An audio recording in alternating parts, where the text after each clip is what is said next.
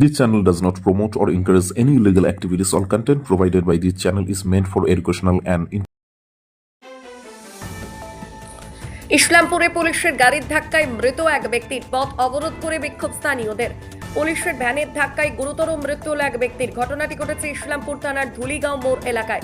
তৎক্ষণাৎ আহত ব্যক্তিকে রামগঞ্জ হাসপাতালে নিয়ে যাওয়া হয়। কর্মরত চিকিৎসকরা তাকে মৃত বলে ঘোষণা করেন। জানা যায় মৃত ব্যক্তির নাম সোহরাব হোসেন, বয়স 50। ঘটনা প্রসঙ্গে জানা যায় পুলিশের গাড়িটি অত্যন্ত বেপরোয়াভাবে যাচ্ছিল বলে অভিযোগ। খবর পেয়ে ঘটনাস্থলে আসে পুলিশ। এদিকে এই ঘটনার পর স্থানীয় বাসিন্দারা পথ অবরোধ করে বিক্ষোভ দেখান। পরে পুলিশের হস্তক্ষেপে কিছুক্ষণের মধ্যেই স্বাভাবিক হয় পরিস্থিতি।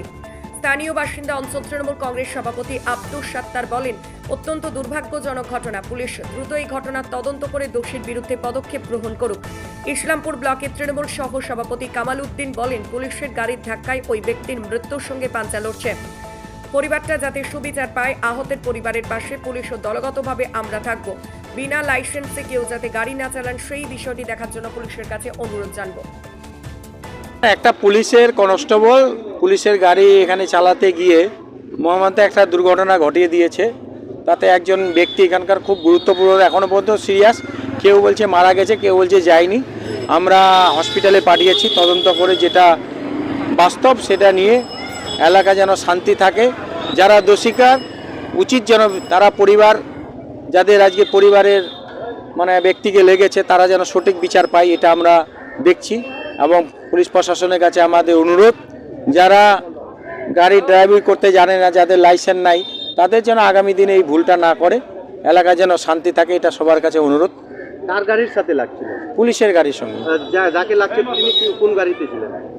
না, উনি তো এমনি বসেছিলেন, বসে থাকা এই অবস্থায়। পুলিশের গাড়িতে যে ছিল, যে তিনি ড্রাইভার ছিলেন না?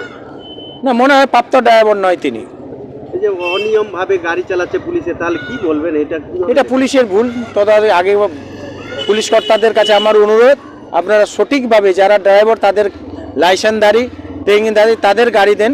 ছোটো মোটো ওই সিভিক পুলিশ কনস্টেবলদের যেন আগামী দিনে এই কাজটা দিয়ে না করায়, এটা আমার অনুরোধ। আপনার এসপির কাছে অভিযোগ করবেন? পরিবারের সঙ্গে আগে বসি, ব্যাপারটা কী হয়েছে তার দেখি। আইসির কাছে আমরা নলেজে দিয়েছি, জাহাঙ্গীরবাবু এটা দেখছে।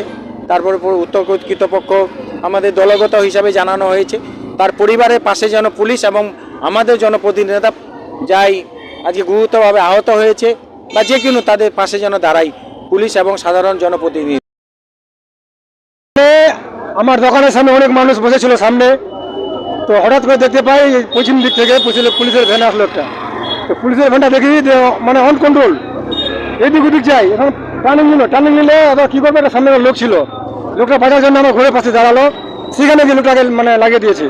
লোকটা কি করছিল? লোকটা বাজার জন্য ঘরের পাশে দাঁড়াইছিল, লোকটাকে নিয়ে বসেছিল, দাঁড়াইছিল ওখানে। গাড়িটা কোন দিক থেকে আসছে? পশ্চিম দিক থেকে আসছিল। কিসের গাড়ি ছিল? পুলিশের ভ্যান ছিল। কয়জন ছিল? পুলিশ ওই একাই ছিল। একাই ছিল? হ্যাঁ। গাড়িটার নাম্বার জানা আছে? হ্যাঁ, অবশ্যই আছে, নাম্বারটা মনে নাই। ট্যাক্সমেট অ্যান্ড জিএসটি সুবিধা কেন্দ্র এখন আপনার শহর দিনহাটায়। বিগত 7 বছর যাবত সুনামের সাথে কাজ করে আসছে ট্যাক্সমেট। আমাদের এখানে যে পরিষেবাগুলি পাচ্ছেন তা হলো GST registration, GST return, TDS ও TCS return, company registration, society school club registration ও বাৎসরিক return, ISO certification, trademark registration, import export licence, income tax return ও অডিট, ব্যাংক লোন প্রজেক্ট ও ব্যাংক লোনের জন্য CMA data, Udyam registration, professional tax সহ আরো বিভিন্ন ট্যাক্স এবং আপনার ব্যবসা সংক্রান্ত পরিষেবা। তাই যে কোনো কাজের জন্য শীঘ্রই যোগাযোগ করুন আমাদের সাথে।